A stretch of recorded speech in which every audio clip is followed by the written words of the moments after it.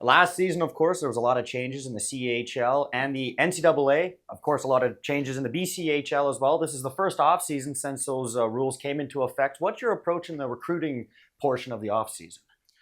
So when I think about the way that we run our program, we've done it through young talent over this past year. We wanted to continue to be, we want to be a destination for young talent to come and grow and get better.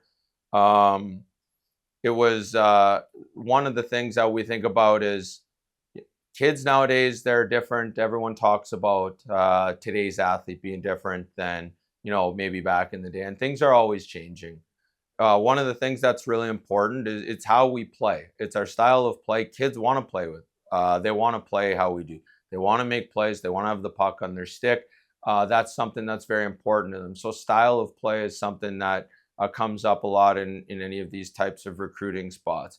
It's an accelerator to their development with how we play with the puck.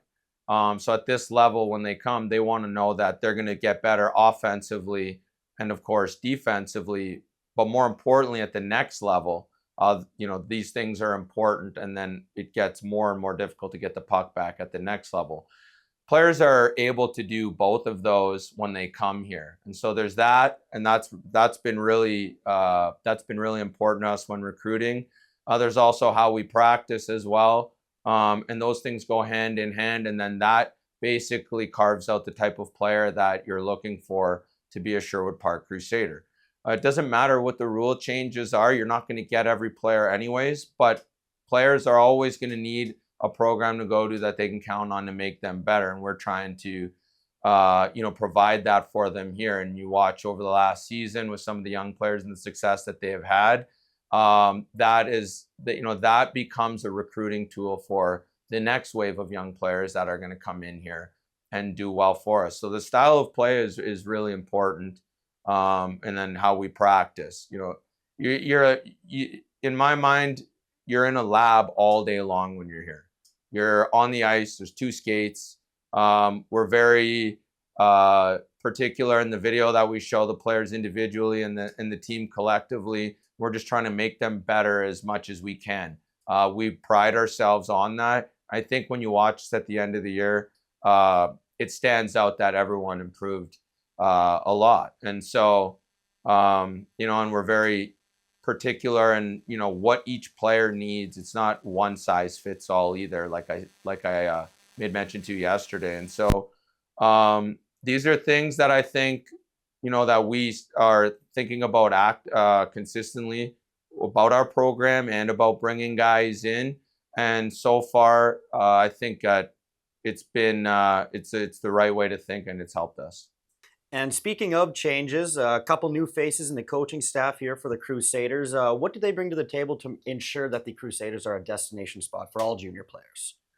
Yeah. So when we added Seb, and I'd been thinking about we need guys. When I talk about we're trying to make sure that we have guys that are getting better all the time. We as coaches need to be doing that.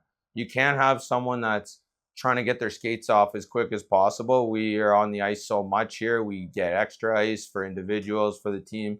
And so you look at his background in playing, it's extensive.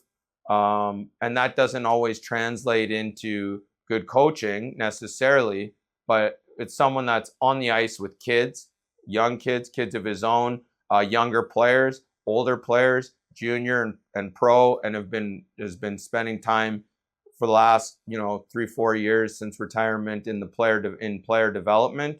And then you take that with the career and all the things that you learn as a defenseman to work your way up. That needs to be paired with work ethic, and you start to learn through young kids teaching, communication. If you talk too much to a young kid, they're going to lose interest in you. Teaching and communicating is a very in a way, it's an art to get through to the young players. And there is value in learning that for your junior players. And so I think the experience that he has playing, and also with, the young players all the way to old and player development, plus his last year coaching as well, I think make that a really good hire.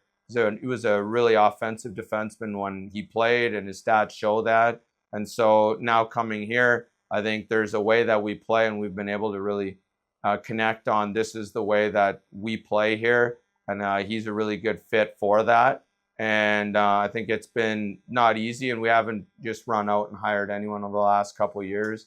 And so this is the right time to make that type of a hire. And I think we're really excited and really lucky. It's great for the players. There's an element from playing that I don't have for them, but there's other things too that he's going to be able to add to what we do. There's just been situations that you are as a player that as a defenseman at high levels that you're able to pass that information on. And so once you've become a teacher and you're not a player anymore, you start learning about the things you did, and then your ability to communicate and articulate that to the players, that's when there's a huge opportunity for growth.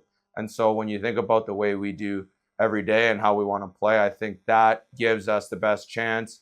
And it's been we're really fortunate that we've had the opportunity to bring someone like that on into our group for the young players that we have here. Because at the end of the day, we pride ourselves on how good players get and moving guys on. That right there is number one.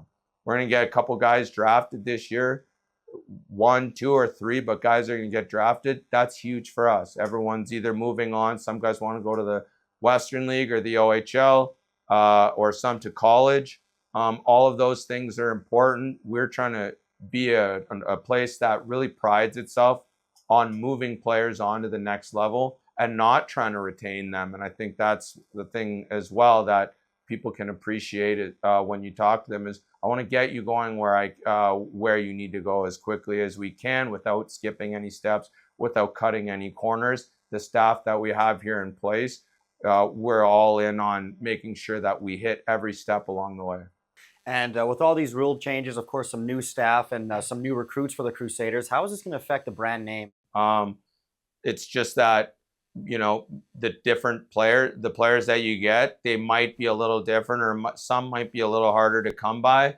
But truthfully, the more you look into it and the more you study and talk to people, they're out there. You have to make the right connections with the right players, and it has to be the right fit. What you do needs to resonate to them. When you look at some of I'll just take Jeremy for example. It took, I think, 48 hours from our conversation for him to say, that's where I want to play. And to be honest, when you look at how we were able to retain all of our top young players who would have had options to go wherever they wanted, when the rules did change, they came in and they said, don't worry, we're not going anywhere. And so we didn't have a lot of anxiety of losing these players. And there was a lot of them. This is where they wanted to play. They know they're getting better. They feel like we care so much about their development, and that's what you need. The phone to ring and the player to go, geez, I don't know if I want to leave here. I like it here. I'm getting better every day. They care a lot about my development. So we're able to keep all those players here. And I think there's something to be said for that. And I think in a way, that's proof that what we do is working and landing and resonating with some of the new recruits.